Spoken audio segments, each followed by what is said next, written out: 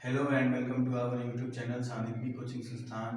और एक बात कहनी है क्योंकि पिछला वीडियो जो हमारा पूरी तरह से इंग्लिश वाला था उसमें हमने एक कमेंट देखा था कि किसी स्टूडेंट ने हमें कमेंट किया था कि सर कोई बच्चे होते हैं कि पढ़ते इंग्लिश मीडियम में है लेकिन उन्हें इंग्लिश में समझाने में उतनी समझ में नहीं आ पाती है। तो मैं इंग्लिश मीडियम में पूरा इसलिए बोला था क्योंकि मुझे जिनका रिक्वेस्ट आया था वो इंग्लिश मीडियम के बच्चे थे, वो समझ जा रहे थे।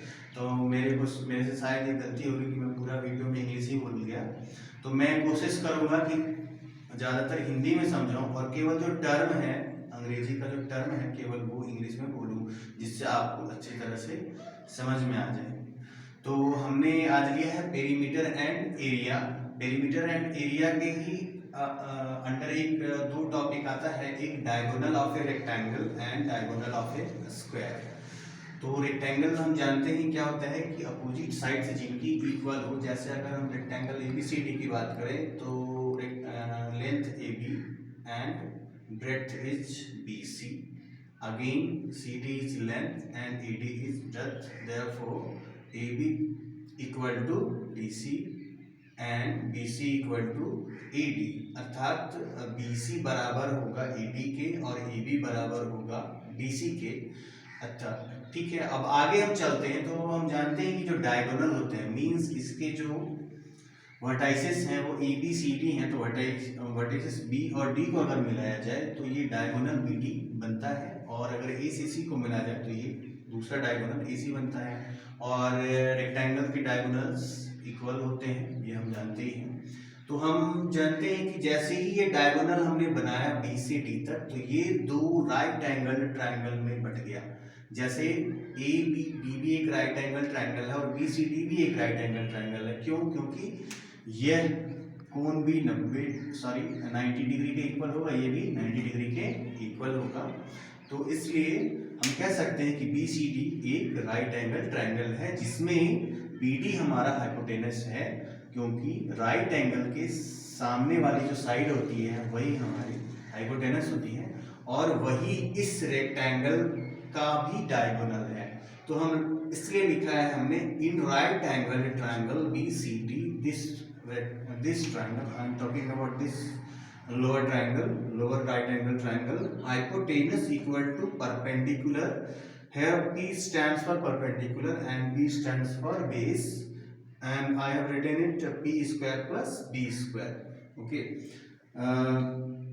अगला हमारा आता है डायगोनल ऑफ रेक्टेंगल। अब जो हमारा यह हाइपोटेनस है वही डायगोनल के इक्वल है, इसलिए लिखा है डायगोनल ऑफ रेक्टेंगल ABCD।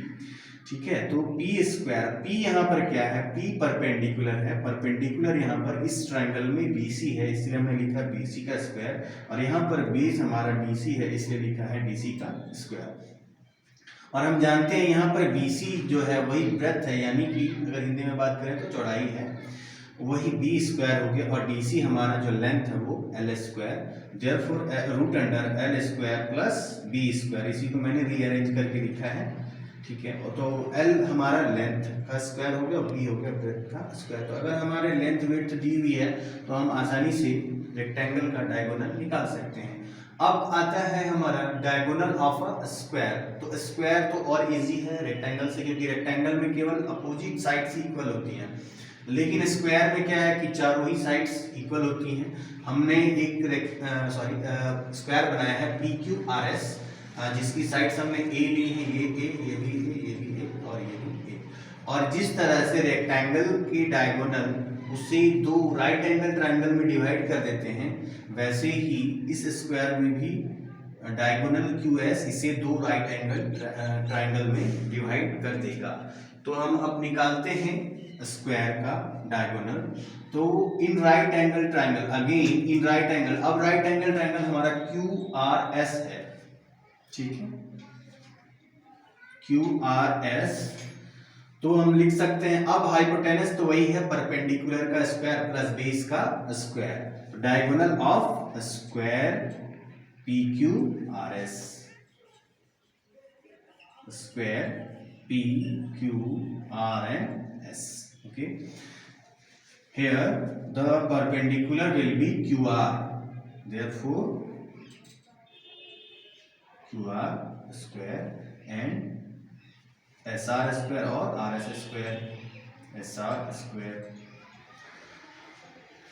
अब QR जो है हमारा परपेंडिकुलर है और SR हमारा बेस है, लेकिन अब क्या है, रेक्टेंगल में तो ये अलग अलग थे और यहाँ पर दोनों ही बेस और परपेंडिकुलर दोनों इक्वल है। हम कह सकते हैं कि यह एक क्या है, ये दोनों बराबर हैं, तो हम लिख सकते हैं इसे A square plus A square, A square plus A square, that is root under 2a square, root under 2a square, therefore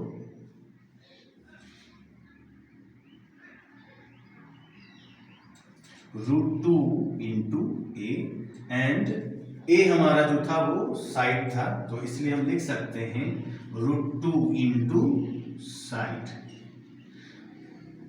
इसका मतलब यह निकला कि अगर हमें साइड दी हुई है और उसे अगर हम रूट 2 से मल्टीप्लाई कर दें तो आसानी से हम उसका डायगोनल निकाल सकते हैं। इसमें तो था कि हम लेंथ और विड्थ दोनों का स्क्वायर करके जोड़ेंगे, फिर उसका स्क्वायर रूट निकालेंगे, तब जाके हमें डायगोनल मिलेगा।